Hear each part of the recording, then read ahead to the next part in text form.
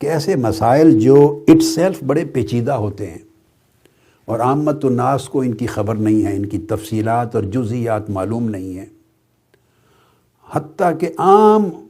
طلباء اور علماء، طلباء دین اور علماء کو، خطباء کو، ان کو بھی بڑی گہرائی میں اس کی جزئیات تک رسائی نہیں ہوتی، سرسری سا علم ہوتا ہے، اور بہت سے لوگوں کو 99% لوگوں کو سرسری علم بھی نہیں ہوتا۔ تو ایسے پیچیدہ اور نازک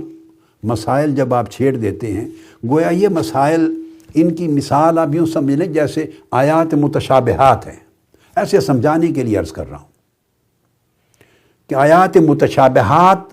عوام کو نہیں سنانی چاہیے اور ان کے معنی پر گفتگو بحث نہیں کرنی چاہیے۔ کیوں؟ وہ ادراک نہیں ہے ان کے پاس، الجھ جائیں گے۔ تو اس طرح کے مسائل اگر آپ لوگ ڈسکس کرنے لگ جائیں تو لوگوں کے ذہنوں میں طرح طرح کے خیالات جنم لیں گے، مسئلے کی حقیقت کا ادراک نہیں ہوگا، معرفت نہیں ہوگی، تو لوگ پھسل جائیں گے، کوئی اس سمت افراد کی طرف چلا جائے گا، کوئی تفرید کی طرف چلا جائے گا،